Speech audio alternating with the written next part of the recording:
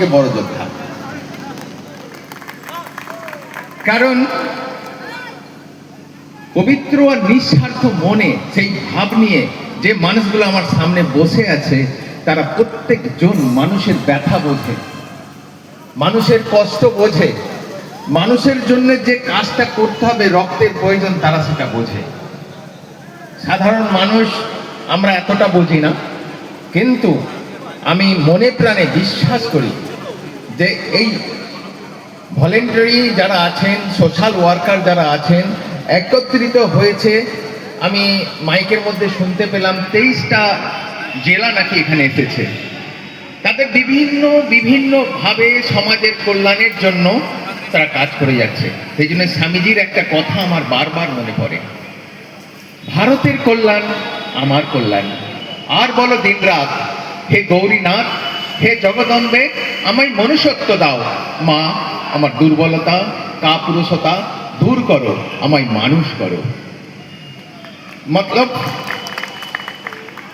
আমরা যে জায়গায় বসে আছি, তার যে আমি তার সন্তান, আমার মা, সে আমাকে সেইভাবে মানুষ করেছে, তাই আজকে আমি এই জায়গায় দাঁড়িয়ে এসেছি, নাহলে নাচত হতো না। আমি কার্গিল যোদ্ধা, সেই যোদ্ধা থেকে আপনাদের যে কাজ করছেন তার থেকে বড় যোদ্ধা আপনারা। তবু আমি ভারতবর্ষের 3টে লড়াইয়ের সঙ্গে আমি যুক্ত ছিলাম। আমার একটা ব্যক্তিগত সম্পর্ক এই কার্গিলের লড়াইয়ের আগে আমি বলছি, যেটা আমি মিলিটারিতে যাওয়ার মায়ের কি কর্তব্য আর মায়ের কি ভূমিকা আছে সেটা আমি বলছি। আমি কলেজে পড়তে পড়তে ইন্ডিয়ান আর্মিতে সিলেক্ট হয়ে যাই। তারপরে সবাই মিলে বলে যে তোর রেজাল্ট খুব ভালো আছে, আর্মিতে কেন যাবি?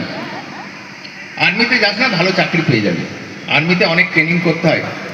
আমার মা আমাকে মুড়ি ভেজে মানুষ করেছে, মানে আমি কোনোদিন টিউশন পড়ার জন্য পয়সাও দিইনি, স্কুলে পয়সাও দিইনি। যখন আমি মাকে বলেছি যে মা, সবাই বলছে, আমার স্যারও বলছে ভালো চাকরি পেয়ে যাবো, তোমার বয়স বেড়ে গেছে, এখানে কোনো চাকরির ব্যবস্থা হয়ে যাবে, তা মা তখন একটা কথা বলেছিল যে একটা মায়ের জন্য তোকে জন্ম দেইনি, দেশ মাতার জন্য দিয়েছি। তখন আমার হৃদয়ে এই দেশের প্রতি ভালোবাসা, মানুষের প্রতি ভালোবাসা বপন করে দিল। আমি তাও বললাম, তুমি কেমন মা যে একটা সন্তানকে তার বন্ধুকের সামনে দাঁড় করিয়ে দাও আর বলো দেশের জন্য, বলে যা বলেছি তাই করতে হবে। তা আমি আর পিছন ফিরে তাকাইনি।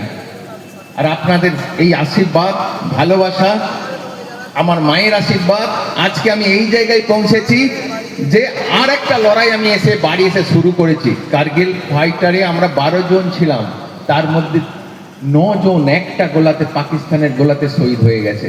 সেটা ছিল 22শে জুন 99 সাল, 1999। মানে 12 জনের মধ্যে 9 জন চলে গেল আমার চোখের সামনে। মানে আমি যখন চোখ খুলে দেখেছি, মাটিতে পড়েছিলাম, আমি যখন দেখছি তাদের শরীরগুলো ছিন্ন বিচ্ছিন্ন হয়ে গেছে। কিছুক্ষণ আগেই আমাদের সাথে তারা ঘোরাফেরা করেছে, কথা বলেছে, কিন্তু তাদের জীবনটা এমনভাবে চলে যাবে, আমার পড়শি, মানে আমার যে পড়শির গোলাতে এইভাবে চলে যাবে আমি ভাবতে পারিনি।